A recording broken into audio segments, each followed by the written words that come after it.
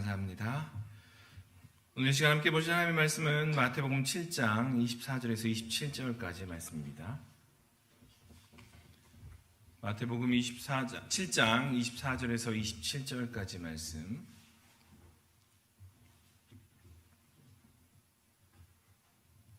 마태복음 7장 24절에서 27절까지 말씀을 제가 한 절 읽고 여러분이 한 절 읽고 한 절씩 교독하도록 하겠습니다. 그러므로 누구든지 나의 이 말을 듣고 행하는 자는 그 집을 반석 위에 지은 지혜로운 사람 같으리니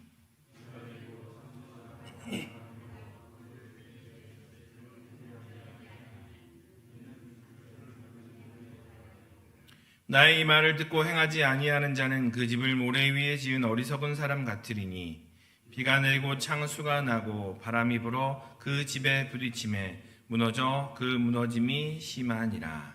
아멘. 좌우로 한번 이렇게 한번 눈을 돌려서 한번 이렇게 보시면 누가 오셨는지도 중요하지만 오랜만에 풍선이 달려 있습니다. 네. 머리 위로도 풍선이 있습니다. 네, 그렇죠. 네. 구름 위에 있는 것 같지 않으십니까? 이렇게 함께 우리가 예배 현장에서 만난다는 것이 얼마나 귀하고 복된 것인지 또 다시 한번 또 고백하게 되고 다시 한번 또 우리의 마음 가운데 감격을 오는 그런 시간인 것 같습니다. 코로나가 이제 막바지에 있는 것 같습니다. 당장 내일부터는 외부에서는 마스크를 쓰지 않아도 된다라고 이야기들을 합니다. 코로나는 막바지를 향해서 가는데 여러분의 신앙은 어떻습니까? 우리의 신앙은 어떤 모습으로 달려가고 있습니까? 혹시나 온라인에 익숙해져서 그냥 머물러 계시다면 발걸음을 한번 떼보기를 소망하고 또 주변에 그냥 온라인이 좋아요 라는 분이 계시다면 이 풍선의 화사함과 또 이 현장 예배의 그 감격들을 함께 또 증거해 주셔서 함께 예배당에 나가서 함께 예배하는 그런 은혜가 있기를 소망합니다. 작년 말에 올해 초에 제가 이게 코로나가 확진되고 나서 입원한 후에 갑자기 몸에 기운이 없는 거예요. 몸에 기운이 너무 빠져가지고 그렇지 않아도 몸이 약해 보이는데 약해 보이지 않습니까? 네. 그런데 기운이 너무 없는 거예요. 그래서 무슨 일일까 이렇게 몸무게를 쟀더니 몸무게가 한 5kg가 빠진 겁니다. 그냥 거저 다이어트를 했죠. 그런데 이렇게 왜 기운이 없을까라고 생각을 했더니 이렇게 돌이켜보니까 조그만 공간에 이렇게 활동 없이 이렇게 갇혀 있으니까 근육이 빠지더라는 거죠. 이상하게 왜 이렇게 기운이 없을까? 예전엔 이 정도는 불끈불끈 들었는데 이 정도는 제 허벅지가 이 정도 얇지 않았는데 이런 생각이 들면서 밀폐된 공간에 아무런 활동 없이 그냥 갇혀 있으니 근육이 쫙 빠지는 것을 경험을 했습니다. 그래서 일상생활에 활동하는 것을 바탕으로 해서 운동을 조금씩 하셔야 됩니다. 그래야 흔히 말하는 대사량도 늘어나게 되고 건강 강의는 아니지만 그것이 우리의 몸을 더욱더 풍성하게 만듭니다. 그런 것들을 실제로 경험했던 시간이었습니다. 혹시나 우리 믿음 생활에서는 어떨까요? 믿음 생활에서는 근육과 같은 것이 무엇일까 생각을 해보았습니다. 우리 믿음 생활에서는 일상생활에서 매우 필요하고 중요한데 활동하지 않으면 시간을 들이고 애써 훈련하지 아니하면 빠져버리는 것. 그냥 머물러 있으면 나도 알지 못한 채 빠져버리는 게 뭐가 있을까 생각을 해보았습니다. 생각해봤더니 믿음이 그렇더라라는 생각이 들었습니다. 지난주에 이어서 이번 주도 믿음에 대한 이야기 두 번째 시간입니다. 믿음에 대해서 이야기를 할 텐데요. 지난주에는 믿음의 대상이 있어야 된다고 말씀드렸습니다. 그 대상인 하나님을 어떤 분으로 신뢰하는가에 따라서 우리의 믿음이 커지기도 하고 그 하나님이 작은 분이다 라고 우리가 인정을 하게 되면 우리의 믿음도 작아지더라. 그 하나님을 어디까지 고백하느냐에 따라서 예수님이 세상에 이만한 믿음을 보지 못했다라고 할 만큼 예수님을 놀라게 할 만한 믿음이 되기도 하고 세상에 이런 믿음이 세상에 이렇게 믿지 않음을 내가 보고 놀랬다라고 할 만큼 믿음 없음을 보고 또 예수님이 놀라실 수도 있다는 것을 말씀을 드렸습니다. 그렇다면 예수님께서는 믿음에 대해서 무엇이라고 말씀하셨을까요? 예수님께서 처음부터 믿어라 믿음이 중요하다라고 말씀하시지 않으셨습니다. 예수님께서는 믿음이라든가 믿어라라는 말보다는 우리에게 나를 따르라라고 말씀하셨습니다. 다시 따라 한번 해볼까요? 나를 따르라. 예수님께서는 계속 공생의 기간 동안 믿어라라는 이야기보다는 나를 따르라라고 말씀하셨습니다. 예수님께서는 그의 사역 내내 우리를 향하여 나를 따라오너라, 나를 따르면서 세상의 가치관이 아닌 하나님 나라의 방식으로 세상을 바라보고 하나님 나라의 방식으로 생각하고 하나님 나라의 방식으로 행하라 라고 우리에게 말씀해 주셨습니다. 세상을 다른 방식으로 바라보라고 계속 우리에게 말씀하시면서 그 방식을, 살아가는 방식을 당신을 따름으로 말미암아 직접 보여주시면서 하나님의 나라의 실제를 우리에게 말씀해 주셨습니다. 예수님께서는 나를 따르라 라는 그 초대의 방식을 바꾸신 적이 없습니다. 그런데 불행히도 예수님께서 부활하고 승천하신 이후에 교회가 생기고 사람들이 모이기 시작하면서 사람들을 초대하면서 그 나를 따르라 라는 이야기를 믿어라. 예수님께서는 분명히 그물과 배를 버려두고 나를 따르라 라고 우리를 초대하셨습니다. 그런데 사람들을 초대하고 사람들을 모으고 사람들을 함께 하면서 믿어라 라는 이야기로 바꾸어 가기 시작했습니다. 어찌 보면 믿는다는 것은 따르는 것보다 더 많이 쉬워 보입니다. 믿는다는 것은 따르는 것보다 훨씬 뒤에 있는 것 같고 주저앉아 있는 그러한 모습처럼 보입니다. 믿는다는 것은 따르는 것보다 조금은 수월해 보입니다. 왜냐하면 믿는다는 것은 그냥 그 자리에 앉아서 저는 믿습니다, 나는 믿어요 라고 말하면 되는 것처럼 보이기 때문입니다. 그냥 우리가 살아가는 삶의 자리에서 나는 믿습니다라고 말만 하여도 저 사람은 믿는구나 라고 수긍하는 그러한 형태가 우리 주위에서 비일비재하게 일어나기 때문입니다. 하나님 나라로의 구체적인 변화 없이 그냥 그 자리에서 앉아서 그냥 이 상태를 누리면서 그렇게 있고 싶은 그런 마음이 믿습니다, 나는 믿습니다라는 그 말 뒤에 숨어있는 그러한 모습이 될 수 있습니다. 그런데 창세기부터 많은 믿음의 사람들은 그 자리에 머물러 있지 않았습니다. 그 사람들을 우리는 믿음의 사람들이라고 이야기하지만 하나님을 따르는 그러한 사람들이었습니다.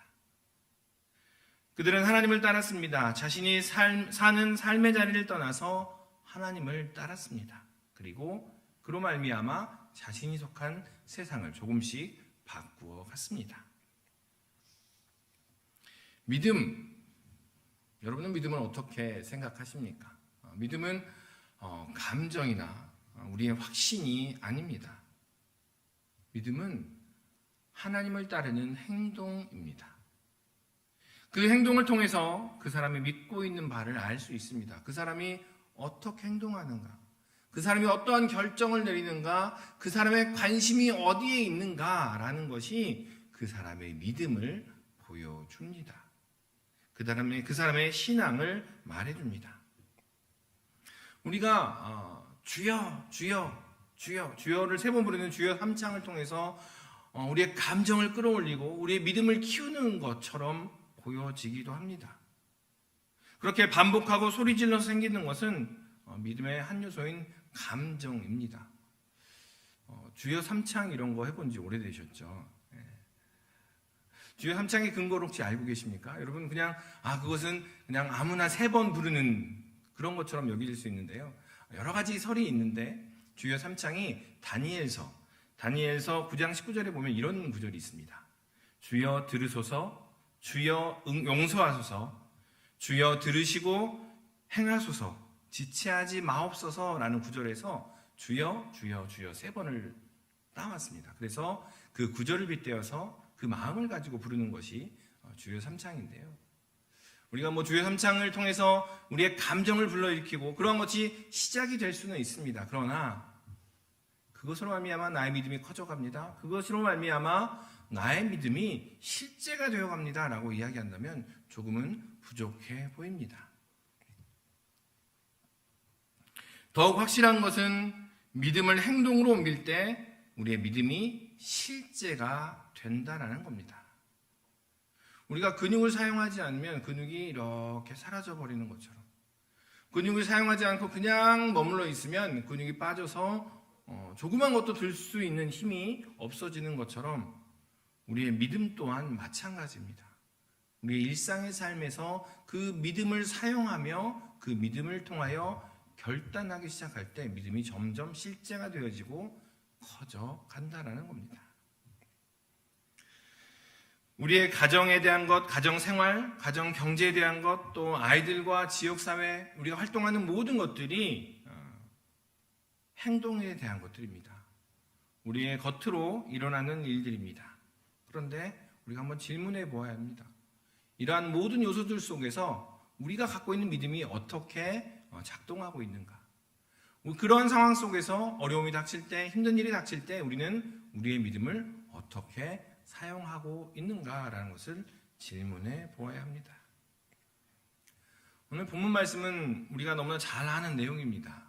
노래도 부르기도 하고 이미 굉장히 익숙한 그러한 내용입니다.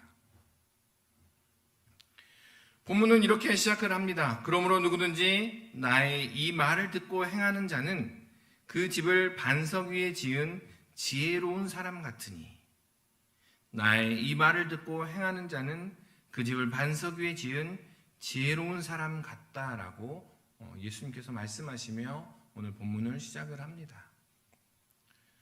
우리는 모두는 분명히 하나님의 지혜를 품는 지혜로운 사람이 되고 싶어 합니다. 그런데 오늘 본문은 분명하게 그 지혜로운 사람을 듣고 행하는 사람이다라고 얘기합니다. 하나님의 지혜를 품고 하나님의 마음을 품고 그렇게 사랑하는 사람이 어떤 사람이냐? 듣고 행하는 사람이다라고 명확하게 이야기합니다. 오늘 본문은 그냥 믿는 사람이라고 덮어놓고 이야기하지 않습니다. 지혜로운 사람이 어떤 사람이냐? 믿는 사람이라고 이야기하지 않습니다. 지혜로운 사람이 어떤 사람이냐? 동의하는 사람이라고 이야기하지 않습니다. 지혜로운 사람이 확신을 가진 사람이라고 말하지 않고 듣고 행하는 사람이 지혜로운 사람이다 라고 명확하게 이야기를 하고 있습니다. 이 두 가지를 묻습니다. 듣고 행하는 사람, 들었던 것을 가지고 삶에 어떻게 실천할까? 그것을 삶으로 어떻게 실제가 되게 할까라고 고민하며 삶에 적용하는 사람이 참 지혜로운 사람이다라고 이야기를 하고 있습니다. 오늘 본문이 기록된 이 지역은 우리가 쉽게 그냥 모래 위에 지은 집 그러면 바닷가를 생각하거나 그냥 모래 위에 지은 그냥 그런 집들을 생각을 하게 됩니다. 그런데 이 당시에 이 지역은 우기가 되면 홍수가 쉽게 일어나는 그러한 지역입니다. 땅이 물을 쭉 흡수하는 그러한 토양이 아니라 그 석회서가 안반 위에 있기 때문에 물이 전혀 흡수가 되지 않아서 흔히 이스라엘 지형을 보면 산악 지형과 계곡 지형으로 이루어져 있습니다. 이 계곡 지형이라는 곳을 따라서 물이 쭉 일어나서 홍수가 일어나는, 그래서 우기만 되면 수차례 반복적으로 홍수가 일어나는 지역이 바로 이 지역입니다. 25절에도 보면 비가 내리고 창수가 나고 바람이 불어라고 되어 있습니다. 오늘 본문의 이야기는 홍수에 대한 이야기입니다. 지진이라든가 어떤 자연재해에 대한 이야기가 아니라 홍수가 났을 때라는 이야기입니다. 그런데 여러분, 홍수가 나면 물이 지나는 그 길이 만들어집니다. 그런데 물이 지나는 그 길이 만들어지고 그 물이 지나는 길을 따라서 이렇게 흙이 쌓여 갑니다. 그 지역은 산지와 계곡으로 이루어져 있어서 계곡이라 부르는 지역에 물이 지나는 길이 만들어지는데 이 우기가 끝나면 그 지역에 흙이 이렇게 쌓입니다. 오늘 보면은 그 흙이 쌓인 지역을 모래라고 이야기를 합니다.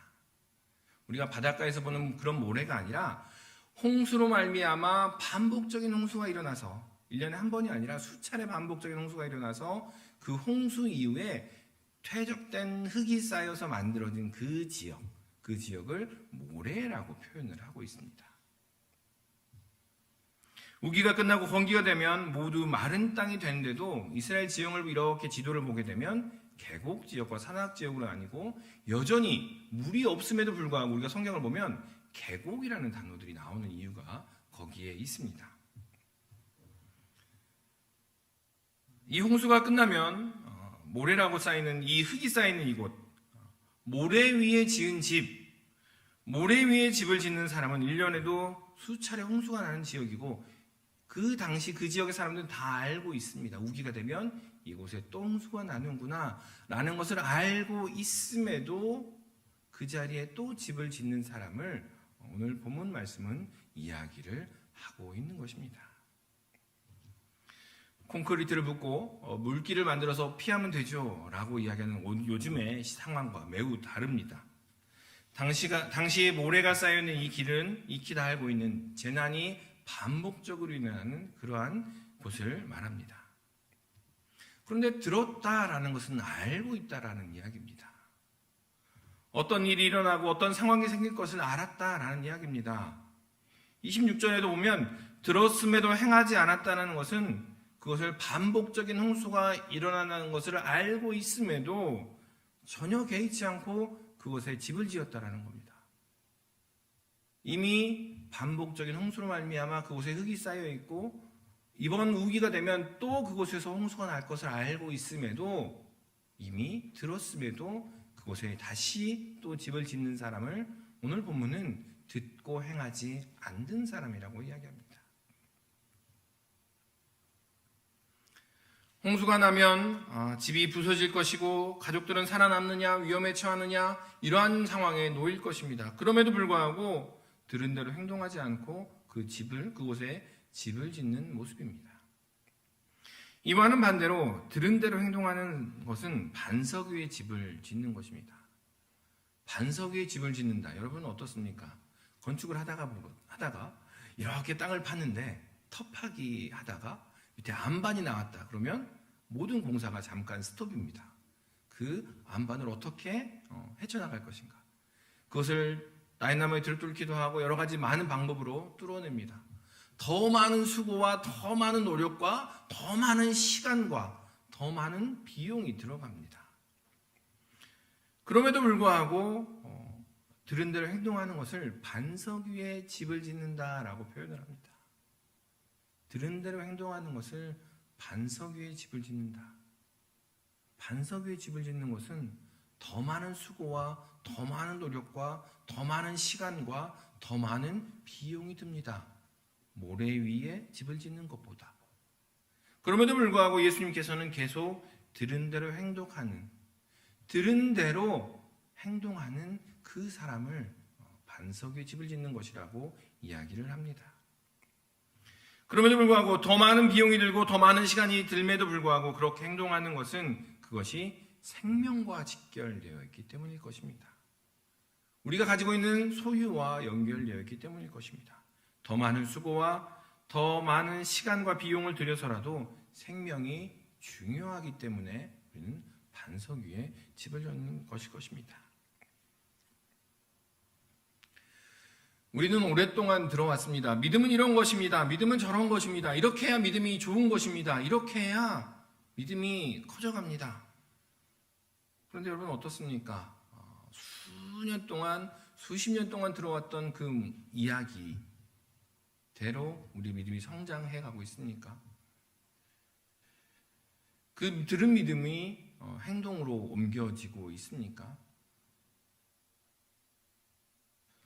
아니면 홍수가 나는 땅이라고 하여도 우리가 더 비옥해서 그 땅은 비옥하기 때문에 더 많은 소출이 날 거야 라고 여겨서 여전히 모래 위에 듣고 알고 있음에도 불구하고 행동으로 옮기지 아니하는 그러한 모습을 반복하고 계십니까?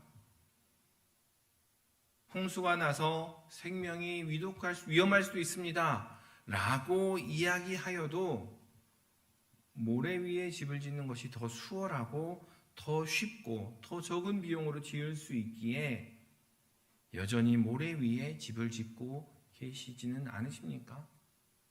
말씀을 이렇게 들었습니다. 이렇게 들었으면 우리가 이렇게 살아가십시다. 그것이 하나님의 계획이며 하나님의 방법이며 우리의 믿음이 실제가 되는 겁니다 라고 이야기하고 있음에도 불구하고 그냥 주저앉아 나는 들었으니 나는 믿음이 있습니다 라고 이야기하며 여전히 모래 위에 우리의 집을 올리고 계시지는 않으십니까?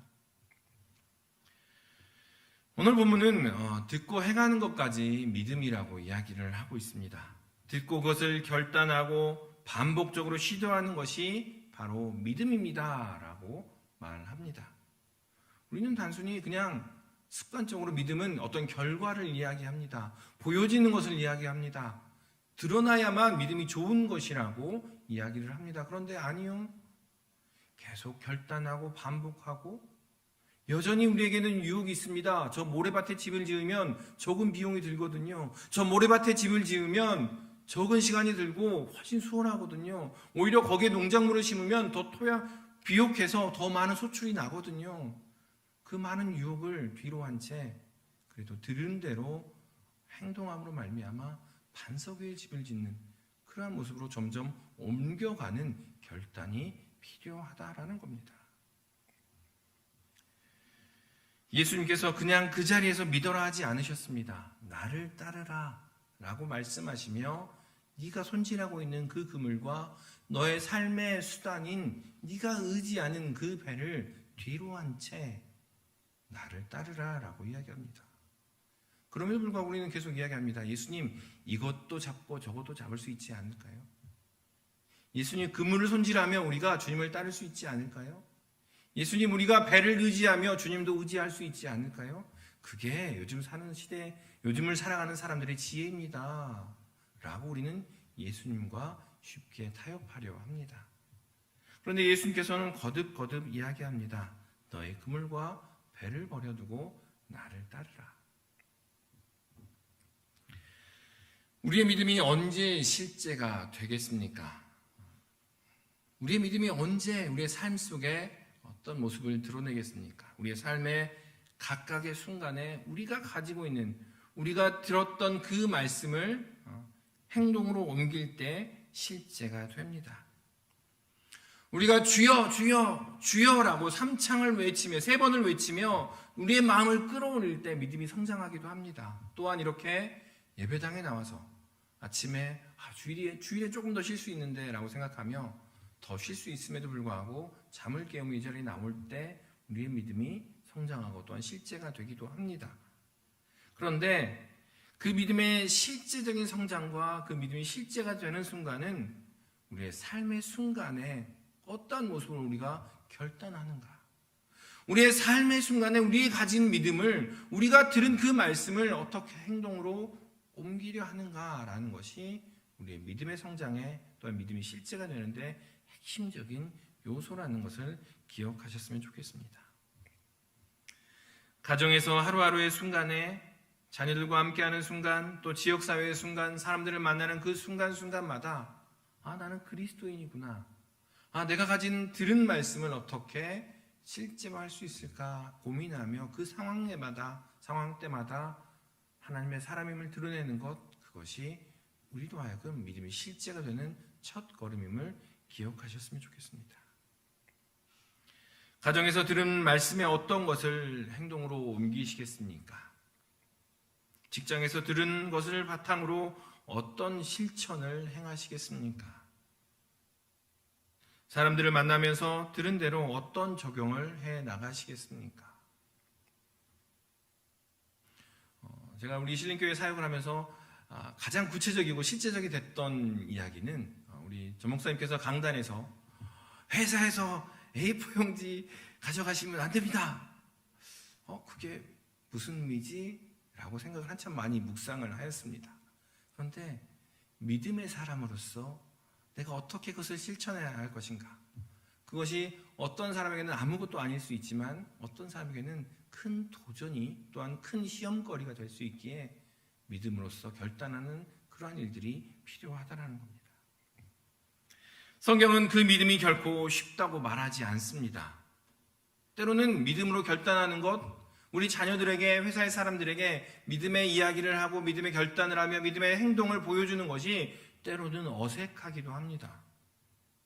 한국에서 중년 이상을 사랑하는 사람들에게 그런 것들을 실제적으로 이야기하며 드러내는 것, 그것이 굉장히 어색해 보이기도 합니다. 왜 굳이 그거를 어색하게 말을 해야 되나 라는 생각이 들기도 합니다.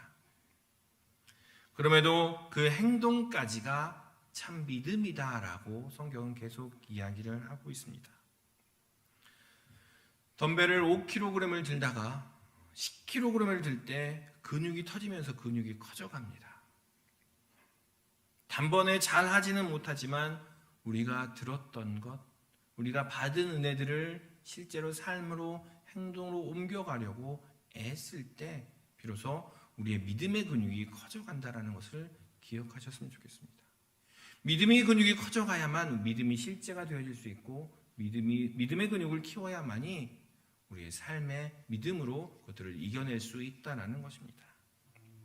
그것을 기억하시고 그 믿음으로 생명이 살아난다는 사실을 믿으시고 그 믿음을 실천하시며 행동으로 옮기시는 우리 믿음의 식구들 되시기를 소망합니다. 여러분, 그 교회 사역을 시작하다 보면 매년 초가 되면 그 공동체 훈련이나 수련회 같은 것들을 하게 됩니다. 그런데 그 공동체 훈련을 하다 보면 꼭 빠지지 않는 프로그램들이 있죠. 그 공동체 모임의 구성원들이 다 뒤에 서고 한 사람이 높은 단위에 서는 겁니다. 그래서 뒤로 누우세요. 뒷사람을 신뢰한다면, 우리 공동체의 구성원들을 신뢰한다면 발을 떼고 뒤로 누우세요. 해보신 적 없으세요? 여러분 표정이 지금 그런 게 뒤에서 우리 손 흔들 해본 적 없어요 라고 손 흔들고 계시는데 그런 것들을 해보면 이상하게도 에이 그거 뭐 쉽게 우리 가족들 또 우리 모임의 식구들 믿으니까 할 수 있겠지 생각보다 발이 안 떨어지더라고요. 생각보다 내가 뒤로 저 사람들이 나를 안 받아주면 어떻게 하지? 라는 생각도 있지만 생각보다 발이 안 떨어지는 것을 경험을 했습니다. 우리가 여러분 또 그 기차놀이 해보신 적 있으시죠? 수련회 같은데 놀이 같은 건 잘 안 해보시죠? 벌써 우리가 해본 지가 2년이 넘었어요, 그죠? 수련회 같은 거, 그죠? 네, 기차놀이 같은 걸 하다 보면 이상하게도 할 때마다 제 앞에서 뚝 끊겨요. 그래서 맨날 저희 팀이 졌던 기억이 나는데 기차놀이 이렇게 하다 보면 앞 사람의 발자국 따라서 이렇게 발을 잘 떼야 됩니다. 잘 이동해야 되고. 그런데 제가 보시다시피 몸이 무게가 좀 나가니까 항상 저한테 끊기는 거예요. 그래서 그런 것들을 이렇게 매번 경험했던 기억이 있는데 기차놀이를 하다 보면 앞 사람을 따라서 그렇게 잘 따라가야 발을 잘 떼고 쉽게 떼고 몸의 중심을 잘 옮기고 잘 따라가야 놀이가 재미있게 됩니다. 오늘 본문의 이야기가 어디 위치해 있느냐? 오늘 본문을 이렇게 보면 마태복음 5장에서 8장인 산상수훈 안에 쏙 들어가 있습니다. 이 산상수훈이라는 것이 그냥 강의나 예수님께서 좋은 이야기를 하신 것이 아니고요. 예수님께서 산상에서 직접 행동으로 옮겨야 하는 그러한 이야기들을 하신 내용이 바로 산상수훈의 이야기입니다. 산상수훈은 단순한 가르침이 아니고요. 삶의 실천을 이야기하는 그러한 가르침입니다. 사람을 향하여 노하지 말고 바보라 하지 말고 미련한 놈이라 하지 말아라. 원망하지 말고 간음하지 말고 맹세하지 말고 오른편 뺨을 치거든 왼편 뺨도 대라. 속옷을 가져가려면 겉옷도 주워버리고 오리를 가게 한다면 함께 심리를 가라. 실제로 행동하며 그렇게 그 말씀대로 살아가라. 그 모습을 보여주신 이야기가 산상수훈의 이야기입니다. 하나님의 나라에서는 이러한 일들이 일어나는 곳이 하나님의 나라다라고 구체적으로 그 행동 지침을 보여주신 것이 바로 산상수훈의 이야기입니다. 그것은 하나님의 나라의 실제라고 이야기하며 우리가 하는 작은 행동들, 들음으로 말미암은 그 행동들이 하나님의 나라의 확장을 이룬다고 이야기해 주신 것이 산상수훈의 이야기인데 오늘 본문의 이야기가 그 산상수훈 안에 들어가 있습니다. 다시 말씀드리면 산상수훈이라는 그 행함의 기차놀이 속에 이 이야기가 들어가 있다는 겁니다. 정확하게 듣고 행함으로 말미암아 우리가 반석 위에 집을 짓는 것이 하나님의 나라의 확장이며 생명을 위하는 것이다 라고 이야기를 하고 있는 겁니다. 더불어 행함에 대해서 성경에 보면 강조해서 쓴 책이 있습니다. 우리가 잘 아는 야고보서입니다. 그런데 이 야고보서를 쓴 야고보는 예수님의 동생입니다. 그런데 우리가 예수님의 공생의 기간 동안 예수님께서 살아 생전에는 이 야고보는 예수님을 메시아로 믿지 않았습니다. 부활하신 주님을 만나고서 야고보는 고백을 하고 예루살렘 교회의 지도자가 된 사람이 바로 야고보입니다. 이 야고보는 믿음을 바탕으로 행함을 강조한 책입니다. 그냥 우리는 쉽게 이 야고보서는 행함만을 이야기하구나. 아니요. 믿음을 바탕으로 한 행함을 이야기하고 있는 책입니다. 이 예수님의 동생 야고보는 1장 22절에서 야고보서 1장 22절에 이렇게 이야기합니다. 도를 행하는 자가 되고 듣기만 하여 자신을 속이는 자가 되지 말라라고 이야기합니다. 저를 따라서 한번 해보겠습니다. 도를 행하는 자가 되고 듣기만 하여 자신을 속이는 자가 되지 말라. 좀 심하지 않습니까? 그냥 듣고 그렇게 듣고 애쓰고 있어요 라고 하면 되는데 야고보 사도는요 자신을 속이는 자가 되지 말라랍니다. 듣고 그 자리에 그냥 앉아 있으면 나는 믿음 있어, 나는 신실한 사람이야 라고 스스로 속이고 있다라고 야고보 사도는 이야기를 하고 있습니다. 부활하신 자신의 형인 예수님을 만나기 이전에 육신의 형이 아니라 참 능력의 주님이심을 고백하게 된 그 부활의 주님을 만나고 나니까 그냥 믿음을 가지고 그 부활한 주님을 만났음에도 불구하고 그냥 주저앉아 들은 대로 그냥 주저앉아 있는 것이 그럴 수 없더라라고 이야기를 하는 것이 야고보 사도의 이야기입니다. 듣고서 행하지 않는 믿음이 있더라. 그런데 나는 믿음에 머무르는 사람이 아니라 믿음으로 따르는 사람이다라고 자신을 이야기하면서 참된 믿음은 믿고 듣고 따르는 사람이라고 이야기를 합니다. 그리스도인이라고 이야기하면서 행하지 않는 것, 삶의 실천으로, 삶의 실제로 그 믿음을 가져가지 않는 것은 스스로를 속이는 것이라고 야고보 사도는 이야기합니다. 그리고 나서 1장에서 그는 거울에 대해서 이야기를 합니다. 여러분, 제가 거울을 많이 볼까요? 조금 볼까요? 많이 봅니다. 머리숱도 없는데 뭐 그렇게 거울을 보고 머리숱 없는 사람이 더 많이 봅니다. 머리 한 가닥 한 가닥이 보입니다. 거울에. 그래서 되게 오랫동안 거울을 보는데 거울을 보면서 제가 얼굴에 뭐가 묻었으면 지우겠죠. 또 옷매무새가 이상하면 단정하게 이렇게 고칠 겁니다. 거울 보는 것 자체가 목적이 아니라 거울을 봄으로 말미암아 나에게 묻은 것, 내 옷매무새가 이상한 것들을 바꾸어 갑니다. 어떤 분들은 혹시 거울 보는 것 자체가 목적이신 분이 계십니까? 거울 볼 때마다 너무 잘생겼어, 너무 아름다워 라고 생각하시는 분들이 몇 분 웃으시는데 혹시나 그렇게 나는 거울을 볼 때마다 내 스스로 너무 잘생겼어, 너무 멋있어 라고 생각하시는 분들이 계신 것 같은데, 거울을 볼 때 우리는 우리에게 있는 더러운 것이 있다면 닦아냅니다. 거울을 볼 때 우리의 옷매무새가 이상하다면 그것을 고쳐 단정하게 합니다. 그런데 야고보 사도는 듣고 행하지 않는 믿음을 거울을 보고 잊어버리는 사람과 같다라고 이야기합니다. 거울을 보았습니다. 나의 얼굴에 뭐가 묻어서 지워야겠구나, 옷 냄새가 이상하구나 라고 생각했는데 그것을 잊어버린 채 그대로 나아가는 사람이 듣고 행동하지 않는 사람이라고 야고보 사도는 이야기합니다.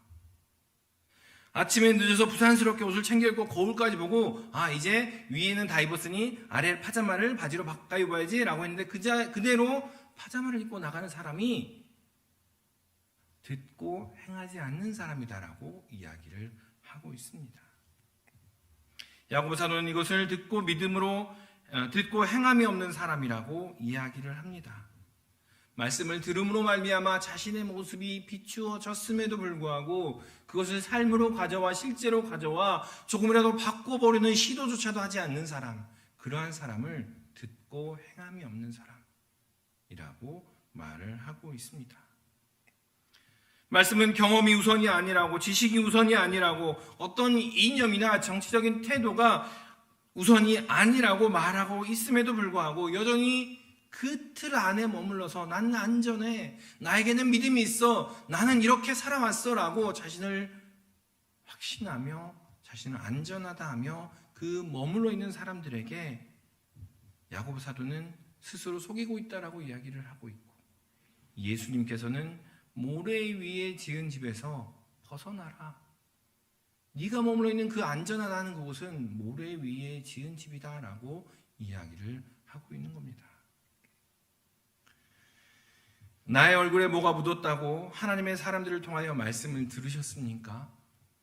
나의 옷차림새가 이상하다고 하나님의 말씀의 거울을 통하여 혹 발견하셨습니까? 단번에 얼굴에 묻은 것이 지워지지 않을 수 있습니다. 단번에 우리가 모델처럼 멋지게 옷을 입을 수는 없을 수도 있습니다. 그럼에도 불구하고 그 작은 행동, 지우려 하는 것, 온전하게 하는 것, 옷매무새를 단정하게 하는 그 행동으로 말미암아 우리의 생명과 우리 주위의 생명이 살아날 수 있기에 작은 결단과 작은 시도, 들은 것을 행동으로 옮기는 그 시도를 멈추지 않으시기를 소망합니다. 다소 수고스럽더라도 반석 위에 집을 지으십시다. 그때 비로소 우리의 믿음이 실제가 된다는 것을 기억하시기를 소망합니다. 말씀을 맺겠습니다. 우리는 믿음으로 기도합니다. 믿음으로 부르짖기도 하고 믿음으로 찬송합니다. 믿음으로 이렇게 모여서 예배드립니다. 분명 명확한 확실한 것은 우리가 드리는 믿음으로 드리는 기도와 찬송과 이 드리는 예배를 하나님께서는 기쁘게 받으실 것입니다. 그런데 거기에서 머무르지 마십시다. 그 공급받는 힘으로 예수님을 따르십시다. 가정에서, 직장에서, 지역사회에서 사람들을 만나면서 그 힘으로 만나면서 우리의 믿음이 실제가 되게 하십시다. 그 공급받는 힘으로 생명을 살리십시다. 복음을 알지 못한 이들에게 복음을 증거하면서 우리의 믿음이 실제가 되게 하십시다. 그 반석 위의 힘으로 모이기를 힘쓰십시다. 온라인의 편안함이 아닌 현장의 평안함을 맛보면서 우리의 믿음이 실제가 되게 하십시다. 주님을 믿는 것이 주님을 따르는 것임을 기억하면서 예수님과 함께 기차 놀이를 함께 해보시지 않으시겠습니까? 신나고 기쁘고 즐거우면서 예수님을 따라가면서 내가 이 땅을 딛고 있어야 나는 안전해 라고 생각되어지지만 그 발을 뗄 때 예수님께서 우리를 받아주시고 안아주시고 맞아주실 것을 기대하면서 예수님의 기차놀이에 이번 한 주간 동안도 믿음으로 동참하시는 우리 모든 신림의 식구들 되시기를 주님의 이름으로 축원합니다. 기도하겠습니다. 사랑하는 충만하신 아버지 하나님, 나는 믿음이 있어라고 스스로를 속이는 우리가 되지 않게 인도하여 주시옵소서. 나는 믿음이 있어라고 이야기하며 모래 위에 집을 짓고 더 수월하게, 더 편안하게, 더 안전하게 그냥 그 자리에 주저앉아 있지 않도록 우리를 인도하여 주시옵소서. 반석 위에 집을 지으며 말씀의 거울을 비추어 보아 우리의 부족한 것들을 바꾸어가는 우리의 삶이 되도록 인도하여 주시옵소서. 그럼에도 불구하고 매 순간순간 넘어지고 행하지 못하는 우리의 모습임을 고백하오니 주님께서 친히 우리 모두를 이끌어 주시옵소서. 감사드리며 이 모든 말씀 예수님의 이름으로 기도드리옵나이다. 아멘.